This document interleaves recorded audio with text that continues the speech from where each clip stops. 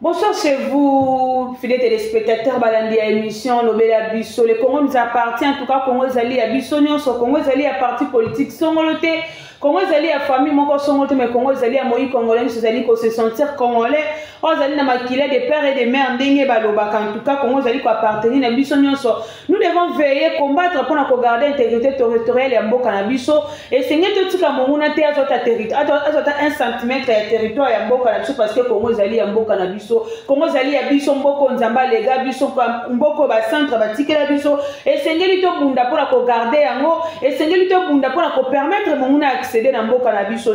Je suis très honoré de recevoir pour vous un habitué de l'émission malgré que ça fait longtemps avec multiples occupations en tout cas Zalaki n'a ma copité à répondre à l'émission mais aujourd'hui il est revenu, il n'est plus quelqu'un à présenter dans l'émission au Pascal l'émission, l'homme qui a donné main fort dans l'émission on est bandé de justifier qui sont le cadre de décider l'un de communicateurs a décidé de Martin Fayulu le président l'indenge bango babenga kaye le moins de recevoir italien insécurité de occupation rwandaise na partie est en Mboka na Bisso déjà propose ali ko bimaete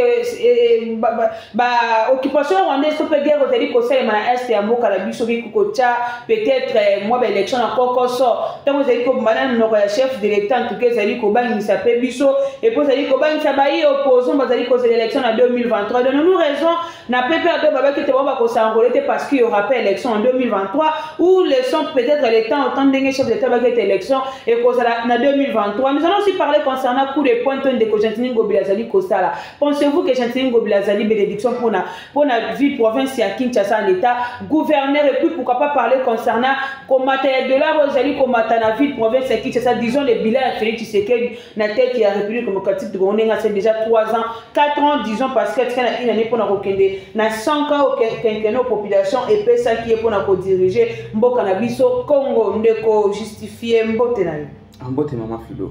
Santé zali malamu mwana mboka. Ouais, santé zali kimia. Ça s'appelle sous le kana émission na mokolo mwalelo.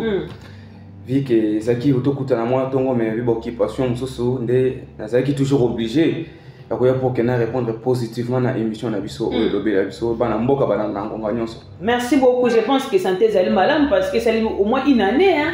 Une année madame mais avant de commencer madame na kosenga yo na ngonga oyo avant to banda nyonso to gardons 1 minute de silence à mémoire ya bande ko na biso bali ko kufa na ngambo ya est kuna.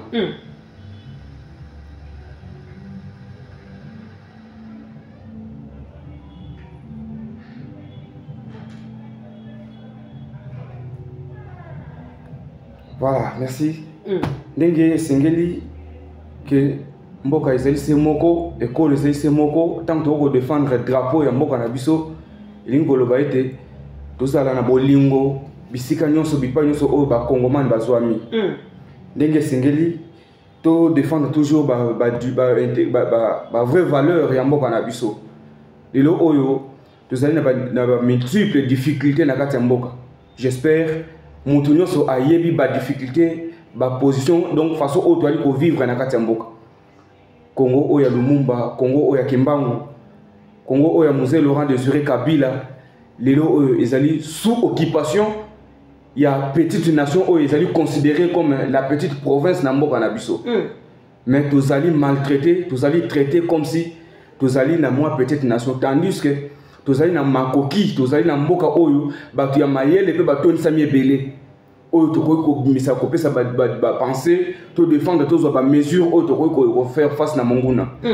Mais surtout que ba difficulté ali ko persister, ali ko continuer, les problèmes se posent au niveau ya mboka ya bokambi ya mboka. Moi, les problèmes se posent au niveau de Mboka. Disons directement que vous tenez Italie en sécurité parce que c'est ce qui nous préoccupe. La population va continuer beaucoup malgré l'état des sièges qui mis en place. La population continue à mourir. Il y a un appel à l'armée sous-régionale Mboka na biso. Comment faites-vous l'analyse par rapport à l'insécurité? C'est-à-dire que les Kanamuma et de Félix Tshisekedi parce que l'insécurité a commencé depuis longtemps. Ce n'est pas avec Félix Tshisekedi que l'insécurité a commencé, mais au moment où Félix Tshisekedi bagarre des fois qu'on a retrouvé sécurité la partie est et en Mboka na biso. Comment vous jugez ça? Oui, madame, le président élu Martin Fayulu nous dit souvent que gérer, c'est prévenir. Gérer, c'est commander. Gérer, c'est administrer. ndeko Tshisekedi ali ndeko na biso congolais tango biso to bimisaka ba penser ko yaka ko pesa ba proposition na télé.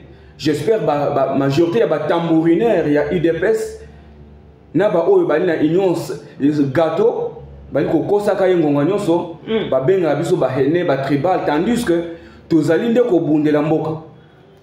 Insécurité bien sûr et banda kala na partie est mboka na biso, non seulement la gestion Tshisekedi. Mais au moins tant que tu as une opposition na ba Félix Tshisekedi. Objectif est qui était tant que tozo bundela mboka na komi na bokonzi.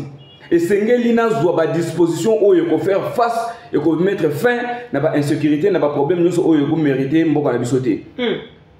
Ndeko Félix azali conscient ayebi oyo ba différentes déclarations à sala na ngonga ba marche tant que tu as une opposition. Mais ça arrive que M. Tshisekedi maintenant azali na sommet ya mboka, ndeko Tshisekedi a changé position.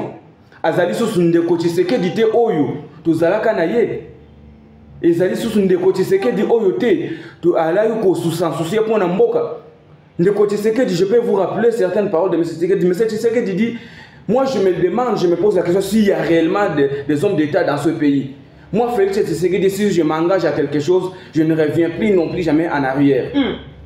Mais ça arrive qu'aujourd'hui, M. Tshisekedi s'est créé des problèmes tellement graves que Dieu lui-même veut voir la fin. Mais c'est ce qu'il fait, il se bat quand même pour éradiquer l'insécurité. Laissez-moi vous dire.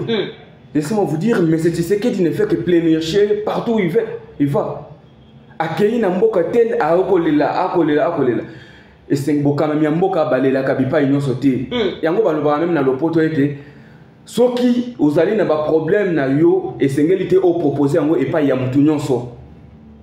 Gérer ba situation parce que ezana mutu mususu ko ne ko proposer position situation na yo, difficulté na yo, mais si manango au regretter que pourquoi na kenda ko proposer yango.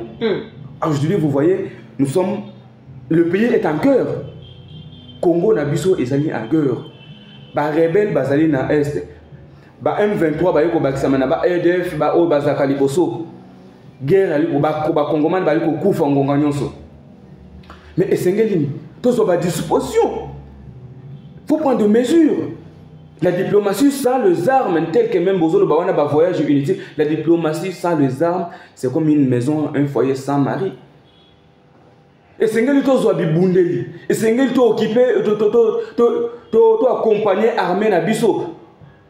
Et c'est que tu vas faire ça matériel ou c'est que logistique. Ndeko Tshisekedi a décrété état de siège na partie est ya mboka na biso sans planification. État de siège na partie est ya mboka lelo autolobi eza pendant combien de temps et où meli. Mais insécurité elle coopération. La planification était que l'état de siège reste là juste peut-être qui mieux cochon a totalement la partie est ya mboka na biso, c'était ça. Madame, mais c'est ce qu'il lui-même avait dit que ceux qui a réussi insécurité na est ya mboka a échoué na mandat na ye. Wana balangage na moko. Ndeko Tshisekedi ake na est abana liboso abana mike ba yebisi papa obi ete biso awa ba liko menacer biso ba liko boma biso ba liko kanga biso bana ba mineur ba tie biso ba mineur na prison na boloko. Ndeko Tshisekedi abi je ne sais pas, je n'étais pas au courant, on m'avait pas informé. Écoutez na monoko na moko. Mais Azaï quand même omniscient, omniprésente, mon amour. Bien sûr, madame, un président de la République, c'est le premier citoyen du pays.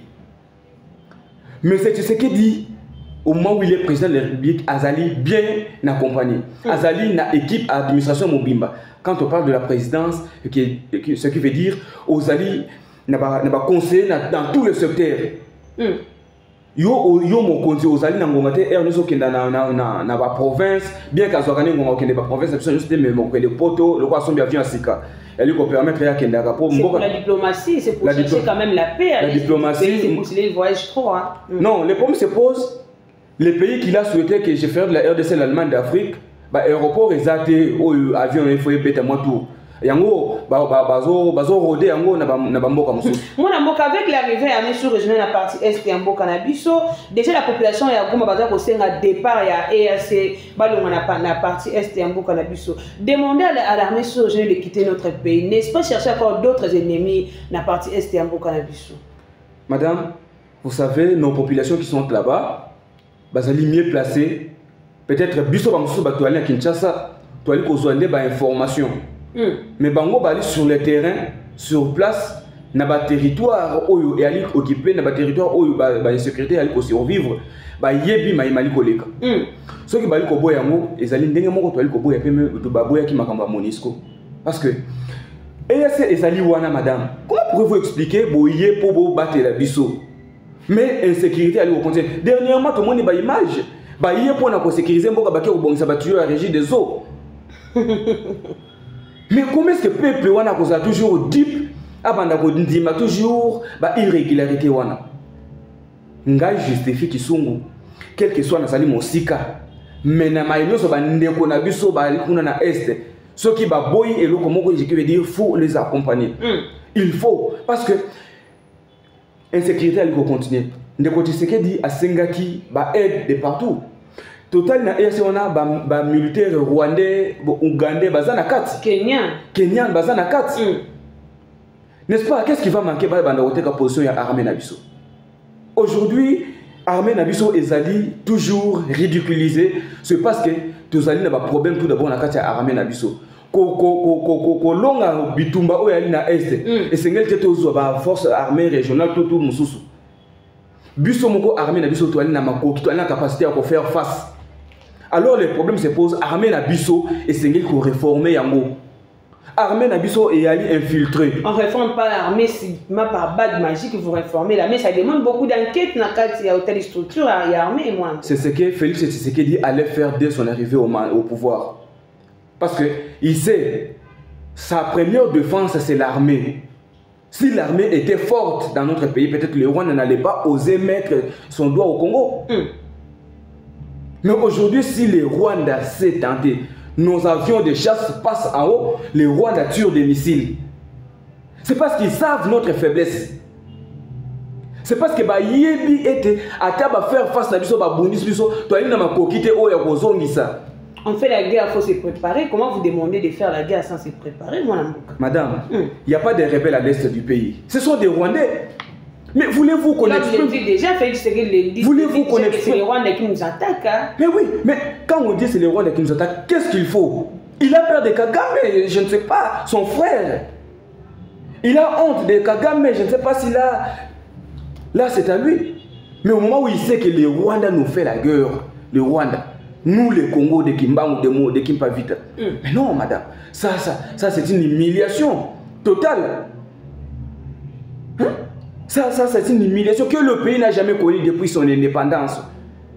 Comment pourrez-vous expliquer la petite nation, le Rwanda, qui nous fait face? Mais Kagame, il a des souvenirs, il sait comment il s'accroupillait pour saluer le feu Mobutu. Personnellement. Mais aujourd'hui, Kagame veut venger. Mais il n'y a pas la fin. Que Kagame fait ce qu'il fait, ce qu'il est en train de faire actuellement. C'est parce que son frère Félix Tshisekedi est là au pouvoir. C'est parce que Félix Tshisekedi a honte de lui. C'est parce que Félix Tshisekedi a peur de lui. Les chefs d'État, ils parlent déjà bêta le bon on a mis ça pour la Colombie agression rwandaise, c'est pas Kazali Kobanga et moi Mboka. Avec les alliés ouvrant les choses, disons que nous aurons peut-être la balkanisation et Mboka na biso parce qu'on a suivi même chef armée, conseiller spécial en matière de sécurité à Paul Kagame qui disait bah qu'on combattre pour récupérer la terre dans la partie est et Mboka na biso. N'est-ce pas d'aller début à balkanisation déjà le pays déjà balkanisé. Madame, peut-être ayebi nano histoire ya Congo na bisoté. Le Congo ne sera pas divisé. Ça ne passera pas, madame. Ça, je le dis. À haute voix, ça ne passera pas. Congo est kokabomate. Balkanisation peut être aucune partie de notre pays sera cédée. Et Zalaba fin fond, nous ce qu'on a défendu. Le Rwanda, c'est un pays pauvre. Mais le Rwanda, aujourd'hui, s'il est bien construit, s'il se voit devant le monde, c'est grâce au Congo. Mais alors, cet homme va dire que Baling va récupérer la partie où il y a un bon bah simsa kabiso on a négociation nini bah simsa on pas koko nini pour bah ancêtre na biso bah o ba kenda ba kimbangu ba musée Laurent Désiré ba kenda ba Mobutu ba Lumumba au moins ba tikela biso te document moko o yali ko accuser que document oyo na année tel il faut remettre partie terre na songolo pakala soit na Rwanda. Il n'est pas le premier à connaître l'histoire de l'Afrique, soit du Congo, avant ceux qui nous ont précédés. Ce qui a lingué à balkaniser Mboka na biso lokola ya bango ezali mukie ba bakisa et ko lekate. Le contraire, toko annexer de Rwanda na Congo et ko comme province ya RDC. Et ko comme province ya RDC parce que vous savez, des fois moi je me pose la question si réellement on s'aime en Afrique. Les dirigeants africains, il y a un problème qui se pose. Nous disons aujourd'hui l'Union africaine, soit nous pouvons proposer aujourd'hui avoir les États-Unis d'Afrique. Mais avec cette allure, avec ce cœur, nos dirigeants d'Afrique ont du sucre à la bouche et du venin dans le cœur. Quelqu'un qui te salit, derrière toi, il laisse un ennemi pour t'étrangler le couteau. Donc c'est ce qui fait parce qu'aujourd'hui Kagame allait avoir honte de faire la guerre au Congo, son pays voisin. Parce qu'aujourd'hui, si la RDC, qui est considérée comme le petit continent au monde, la plus grande nation de l'Afrique, si Kagame cherche à le balkaniser, quels seront les résultats des Congo-Brazza? Et en cela, disons que la communauté internationale, ça peut être bas dans telle situation, il y a RDC, il y a telle insécurité, où la diplomatie de Félix Tshisekedi ne joue pas. Madame, vous savez, cette communauté internationale est derrière même toutes ces tueries qui se passent à l'est du pays. Vous savez, combien de fois, peut-être si Félix Tshisekedi ne fait pas semblant, soit l'ironie, soit l'hypocrisie, pour faire appel à la communauté internationale, que nous sommes agressés, nous sommes en guerre. Mais depuis là, aucune suite favorable de la communauté internationale. Aujourd'hui, la guerre en Ukraine, je fais l'exemple, ça fait aujourd'hui une année. Mais directement, combien de déclarations de la communauté internationale pour dire à la Russie stop à la guerre, soit il faut mettre sur table, négocier, dire autre chose, ce qu'il faut. C'est parce que là-bas, c'est entre eux, ils sont en train de faire de toute manière pour qu'il y ait la paix. Mais en heure d'essai, c'est ici que la communauté internationale va opportuniser cette guerre pour qu'ils s'enrichissent de nos richesses qui sont sous-sol et naturellement qui est à l'est du pays. Donc, c'est ça qui se pose le problème. Aujourd'hui, pour défendre notre pays, il ne faut pas compter sur la communauté internationale. Il faut compter sur nous-mêmes. Il faut compter sur nous-mêmes. On a justifié, tout ça, un moment, il y a un processus électoral, les années électorales 2023, mais déjà, ça sous-attend qu'avec l'insécurité que vit notre pays, ça peut décaler quand même l'élection et qu'on peut perturber le calendrier électoral Nabiso. Que pensez-vous de ça? Parce que déjà, la population à Est, il faut quitter l'autre fois. À l'heure où les élections sont la population de l'Est, c'est aussi de ne pas chercher la transparence concernant les élections. Oui, madame, merci. C'est ce que je venais de dire, que la complicité vient de partout. Parce que cette communauté internationale sait bien que la RDC veut organiser des élections. Il faut vraiment les accompagner pour mettre fin à cette guerre, à cette agression rwandaise, afin que les élections se passent librement, crédiblement et transparente. Mais ça pose toujours problème pour que ça puisse donner de béquilles aux gestionnaires, aux dirigeants qui sont en place, des dirigeants incompétents et irresponsables et qui n'arrivent pas à prendre des mesures à tout ce qui concerne la vie des Congolais. Madame, je dirais ceci, même avec cette insécurité, nous ferons tout possible. Nous allons faire appel aux Congolais et Congolaises d'aller voter massivement afin qu'on puisse changer. Comment vous avez voter pour les c'est bêta? Comment vous avez voter pour les bêta? Ils possible.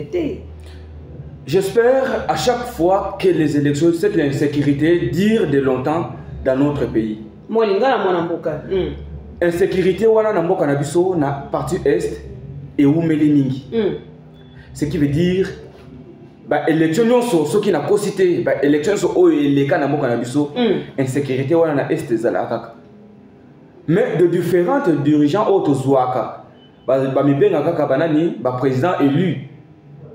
Et bandaka Kabila président élu, Kabila Félix Tshisekedi. C'est avec cette insécurité on a la partie est. Alors, ce qui veut dire, moi parti à Congolais, oyo ba votaka au moins ba ko proclamer ba élection au Sengeli. Aussitôt que insécurité ezali, tozali na moment ya maponom. Gouvernement en place, le pouvoir en place, il faut avoir à disposition. Il y a sécuriser parti où ils allaient l'insécurité. Vous savez que tu y es déjà et que tu as lobby été, tu battre dans ton van dans makambo insécurité en fait que tu organises l'élection. Tu peux toujours béquille dans des côtés pour que l'affaire continue. Mais vous voulez gérer quel pays quand la population meurt? Vous avez envie qu'il y ait une élection pour gérer les pays. Mais vous ne pouvez pas chercher d'abord la paix pour protéger cette population avant qu'il y ait une élection. Vous voyez qu'aujourd'hui, insécurité, premièrement, ils allaient dans l'Est parti, il y a Mboka Nabiso. Mais, tambourinaire, il y a UDPS. Et lui-même. Le combattant de l'UDPS ou le tambourinaire de l'UDPS? Mais ils nous font de balivernes, c'est parce qu'ils ont des problèmes avec le peuple. C'est à ce moment-là que je les appelle des tambourinaires. C'est parce qu'à chaque fois ils sont là pour diffuser des fake news. Combien? Nous allons les citer. Et ça fait partie du bilan de M. Tshisekedi là. Là on n'a pas encore touché, nous allons toucher sur ce plateau. Madame, tozali na moment autonomie, insécurité ezali na partie est, mais UDPS ndeko na biso ba Congomani. Bali na UDPS, bali ko souhaiter, bali ko viser na nini, ko faire doubler mandat de Tshisekedi. Et lui-même Tshisekedi très content. Il oublie ses paroles. Et ces différentes promesses irréalisables. Abosani yangonoso, ali kota le deuxième mandat. Tandis que oya liboso, mayenyoso oya lobaki na ba Congomani et koki samité. Ce qui n'a longue insécurité dans l'Est parti n'a échoué dans le mandat. Non, on peut demander si il était à Zobunda, quoi non ainsi. Mais le peuple ni nous a Zoba Kozalawana, Abanda Kozalaka, au pété dans le mandat de Bosso, au échoué, tout peso sous occasion de faire échouer Bisso sous. Entrons directement dans le bilan Félix Tshisekedi. Qu'est-ce que vous reprochez à Félix Tshisekedi? Quelqu'un qui a un bilan positif, disons, à Sali Kossala, tant de réalisations pour la population congolaise. Voulez-vous démontrer le contraire dans le bilan Félix Tshisekedi? Madame, merci. Je sais que vous êtes journaliste. Ce n'est que possible pour vous dire que son mandat est positif. Mais au moins, tu fais partie des Congolaises et tu as droit aussi, démocratiquement, pour dire que le mandat ne va pas. Ça ne va pas. Le mandat, Félix Tshisekedi a un bilan. Et je le fais tout de suite là. Peut-être que tu es belé, que de côté Ezali. Azali na bilan, oui, gratuité de l'enseignement, j'ai construit ma route, l'engesa. N'est-ce pas? Je vous laisse répondre 5 minutes. Yo, pour le bac Ezali positif. Na 5 minutes, Ezali na sorti la mouké. Mandat de côté Tshisekedi bilan 1. Dans le mandat le bilan est largement négatif. Farouchement négatif. Ndeko Tshisekedi abandi bilan naye na 100 jours oyo ya liboso oyo apesa kibiso. J'espère boyebi yango pe toyebi yango malamu. Atie misolo ya mboka. Ba gestionnaire na yango ba ndeko Vital Kamerhe bazalaki na kati ya dossier 100 jours. J'espère procès ezalaki awa. Tolandaki yango. Ba mbongo 400 millions de dollars et bima na kati ya 100 jours. 57 millions et bima na kati ya 100 jours. 250 millions de dollars et bima pour na agriculture kaka na kama 100 jours. J'espère le oyo toali kolia matuluku. j'espère au lieu de kolia mbala, j'espère ba Congolais ba kolia bitabe, j'espère bande konabiso courage toujours à nos phares d'essai qui se battent jour et nuit pour ce pays. J'espère bali kola na banda préfabriqué. Papa Zaki kuna j'espère à mon aki ba maison préfabriquée na ndolo préfabriqué monsieur Zarana quand tu dis Zaki kinda mu déjà ils installé mon amboka et d'autres comme madame au moment où vous allez journaliste linga que bande konyonso ezala ba oba armée surtout ba soldats bazaka apolitique ba linga ka yo pe na ba mission mususu. Je ne fais pas le contraire, tu fais le contraire parce que tu fais le contraire parce que ceux qui ba mapinga na biso ba ko yoka makambo wana et ali ko inquiéter bango sous makasi. Moi mboka ndiko justifier na quand tu kuna banda ko mususu ezalité na quand ko lodizo banda ko mususu pour fabriquer ezalité. Bangare ba tol oyo ba beta manzanza ezali. Oui, nani na respect makasi pour na armée na biso. Bangare oyo ba beta ba tol et ali. Mais oyo Jamal na yebite akufa to azali. Azonga mboka na bango Liban to azali awa. Na yebite. Jamal to emona na teti le na miso ba Congomani. Biloko ekenda boy. Vital Kamerhe, Saint, Abima prison. Biloko et Silate Biloko et Monana. C'est le problème de la justice, c'est pas le problème de Félix Tshisekedi. C'est ce que je dis, c'est ce que je dis. Jamal, maison préfabriquée et Yate, Mbongo et Kenda. Biloko et Yate. Yemoko Jamal, le bas, ceux qui sont na Tanzanie. Ceux qui ont. Biloko et Biso qui sont comme na port Tanzanie, yo au salaka de vie. Pour Biloko, c'est comme na port Ndengeni. Il faut ça combien de temps na port. Et zali kuna eyebinde bali na bokambi ya mboka na ngonga oyo. Ndeko Tshisekedi il dit je ferai de la RDC l'Allemagne d'Afrique. Wana bilana ye nakata bilana ye. J'espère to yebi Allemagne d'Afrique. Lelo oyo nakati Allemagne d'Afrique baye peut-être na bande mususu balia ka pe musunya mbwa na sengeli ba kende kozwa mbwa moko o abomi mwana na njili balia ye.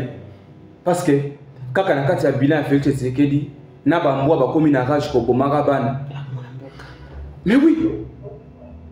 Oh, moi c'est là rapport na bilan Félix Tshisekedi. Mbwa o vivre wapi? Na pouvoir na mboka Félix Tshisekedi. N'est-ce pas que ba mbwa et ali na ordonnance o ezalaka et il faut qu'on vacciner ba mbwa.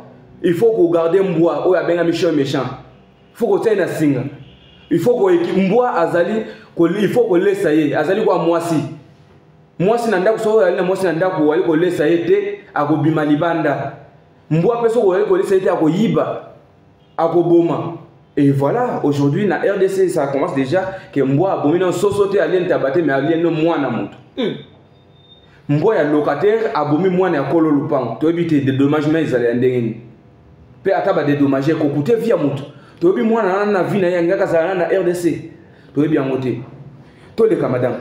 Bilan ya Ndeko Tshisekedi. Ndeko Tshisekedi salaire à la caba policier bande ko miso tilelo oyo. J'espère que au moins situation est toujours catastrophique na ma oyo école kana mapinga na ba agent de l'ordre. Boyebi. Bah j'aurais dans les 250 000 si je ne me trompe pas. Dans les 250 000. Dans les 650 000. Ah bah c'est les bango. Ah na habité à la caba combien dans les $400 et combien le 250 000 dollars le lot. Malem be mwana mboka. Ah dollars liboso salaire ba mapinga na sima. Bongo. Tole. Bilan Ndeko Tshisekedi. Ndeko Tshisekedi alobi na biso ali kotonga ville kitoko. Cité kitoko. Cité kitoko. Cité kitoko. J'espère ebanda. Akenda kozwa ba modalité ebanda ko yaisa na Égypte. J'espère ebandi kotongama déjà. Na bilan ya Félix Tshisekedi soki ezana eloko moko o na mona ezali esila sorte de mouton.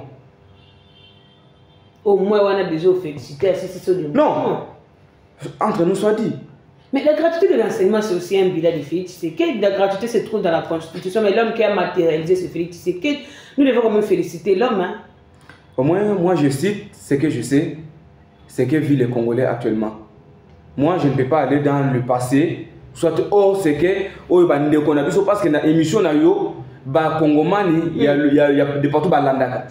Tant que on a obéta lukuta, on a okosaka, kuna entre temps na bekol mususu bana ba vana be bonga na brique, ngana lobake gratuité enseignement ezali réussi mais faut nazala ndoki mboka oyo madame toki ne malembe bilan de côté c'est que des années no ebele ba Hervé Zalit toye kozonga na ram ezali na bilan de côté c'est que dit de côté c'est que balobi ram et kozala pona identification ba téléphone soki okena rond-point Mandela okena rond-point Victoire okena na rond-point Ngaba na Tchango kuna moyibi ayibi téléphone bako identifier ngo facilement bako identifier ngo facilement bako retrouver yango mais si lelo tu as perdre ba téléphone ba yiba ba bisoka mutu moko a retrouver téléphone azate ram pe bakata yango mbongo ebima ba escroquer ba congolais sur toute l'étendue du territoire national ba escroquer ba congolais mbongo ekenda to bakata ram bikambo ekenda bana IDPS baleka ya kabuya baloba ram et accompagnera gratuité et enseignement. J'espère au moins que Kibasa Maliba na Assemblée nationale azanga maloba. Kaboun oyo lelo azali incarcéré Kaboun à lobby le ram est géré à la présidence. Toyebinyon sowana mama. My God rêve mela batumbongo awa. My God rêve c'est quand même Félix Tshisekedi. Té mon amour, moi on va pas besoin de haine contre l'homme Félix Tshisekedi. Qu'est-ce que madame qu'est-ce que vous appelez la haine? Qu'est-ce que vous appelez la haine? Mais My God j'ai qui pour faire privé, je pense c'est une entreprise privée à mon qui a fait Tshisekedi. C'était pas une entreprise privée nakati ya mboka. Il faut azana document oyo pouvoir gouvernement en place l'État à remettre pour que a fonctionne dans entreprise privée na yewana. Est-ce que le gouvernement est baka ya moté?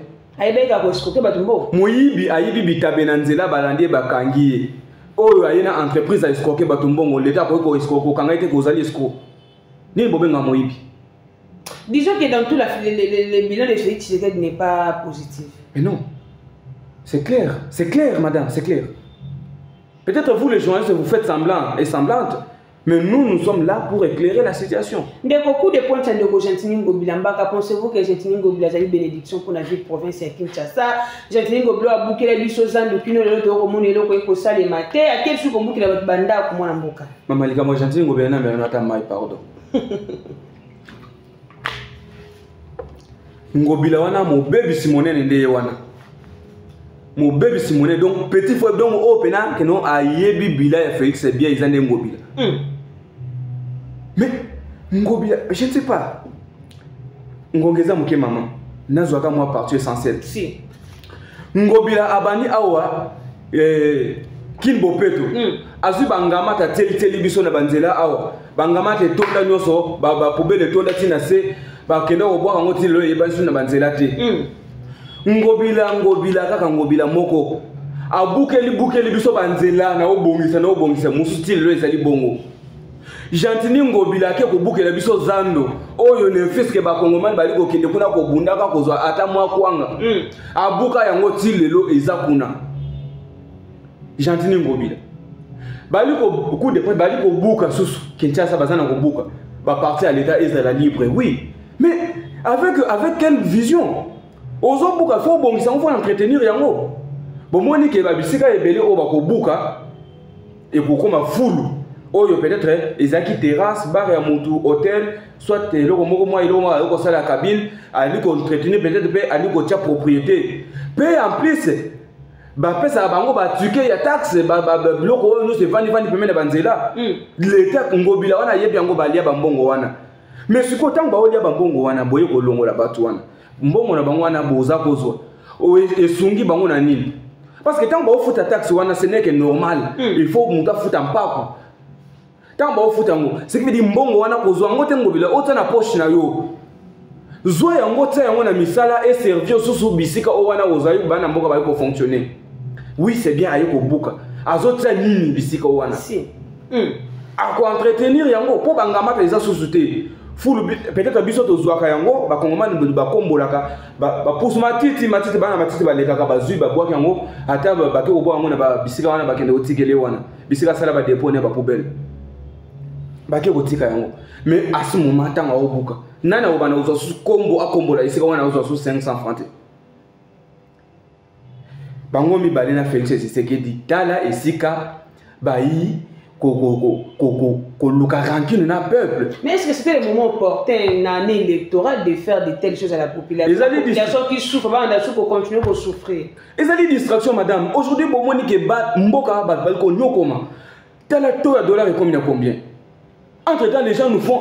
C'est pourquoi quand je vous dis qu'il y a des tambourinaires au lobby qui est au Batouboye et tout consort. Les gens nous font des éloges ici, budget, mboka et mati, dollars peso komat. Bah on m'a fait des mots, il y a Macron, il y a les États-Unis d'Amérique, ah auto bah on m'a fait des budgets mboka la biso. Mais il y a des soni makasi. Mboka mikolono so ezala batu bakufi koto, batu badindi. Au moins, on a peine de faire expert avec jet na bou akei oye wana kuna Tanzanie o kuna mwa ibokinzo mpon nzela ya Congo central les katani bou azu jet na ya akena Namibie. Tout ça pour chercher quand même la solution pour la population congolaise. Nous sommes arrivés à la fin de cette émission. Il y a beaucoup de choses à parler, mais l'État nous presse. Moi, on a arrivé à Emmanuel Macron, on aurait appris, te confirmer, on aurait appris que le président français dit que son arrivée na RDC, ce n'est pas pour rencontrer les opposants. Vous avez entendu opposants, mon côté, alors que je pensais que les opposants, vous étiez là, mais tandis pour la cause de la Macron, il y a beaucoup de situations. Comment vous avez reçu cette décision d'Emmanuel Macron? Maman Macron, je ne sais pas, hein, Macron peut-être sera le baquet à rencontrer les opposants. Ce n'est que normal, Macron a un argument que les opposants. Mais laissez-moi vous dire, non? Macron a un argument qu'il faut convaincre les Congolais parce que tu as un message naïe. Macron, tu as c'est un frère à Kagame. À Kenya Rwanda mingi kuna ba yebi makama o ba sala. Pour ba balkaniser mboka na biso. Macron soki aya kokuta na ba opposant, on s'en fout. To kena Macron wapi ah mboka Macron, koko Macron aza awa. Mama Macron aza awa. Azali awate. Donc soki aya kokuta na ndeko Tshisekedi, azo ya na objectif ni. Pap ayaki awa. Azongi. Fini, situation est vidée. Ake yepa koya azongi na ye. Donc, la difficulté, il faut tout bundler. Macron a mettre que ceux qui Macron a rencontré des opposants qui ont faire face à différentes difficultés. Donc, biso moko nde tozali wana bana mboka. Tozala dicté. Tozala nationalité. Je lance un message fort na bana mboka. Tozala na molilité. Hein? Comment est-ce que na mungonga oyo boyebi ete mboka na biso ezali attaqué, ezali balkanisé, ezali na ba difficulté économie, ezali te insécurité sociale makamunyoso mai courant malamu ezalaka te to bana kovana kaka toujours ya kokanga miso toali ko yeba te nini o toali ko sala. Est-ce que nous sommes un peuple? Est-ce que nous avons un peuple dans ce pays? Est-ce que nous avons des autorités dans ce pays? Quel est ce corps? Donc, est malade, même bois, maman. Quand le corps est malade, c'est le pied qui l'amène à l'hôpital. Les est servés pour que le doigt ne trébuche point. Quel est ce corps et alcool comment? Et par exemple, il y a une autre qui a soin en côté. Attends, bois, koufa le lengue, attends, koufa kazobela, mais bateau, koufa le lengue et banité. Bande qu'on a vu sur balko koufa na est. Kinshasa fête, banamboka bana Kinshasa. Botika via masanga. Botika distraction. Toali kotika bande ko na biso na est ba ko compatir bango moko ba ko marcher bango moko. Bokanisi bitumba wana ezali na est so comme na Kinshasa awa bino boko telem. Yoko zota okende kovana na kapela omele. Yoko zota okende kovana na kimbuta omele.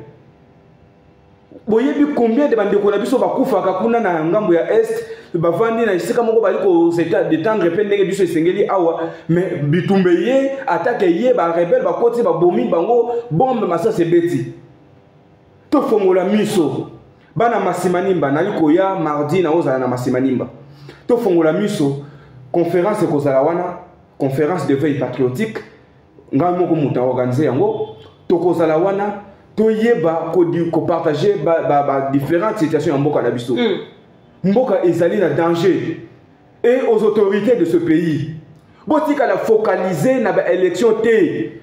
Botika la focaliser té pona kotala ba poste ministériel que na bima ministre na bima député pour que na vivre na ndako na ngai parce que to yebi bino malamu soko bimi député na ndako na mbonde beti musique beti bana bali ko sepela obimi colonel général bana ndako na famille ali ko sepela ke kanyaka yeye mosolo yeye couloir ya ko yibele monani total à Mayemali koleka na mboka. Bozo souci à peuple, bozo souci à mboka.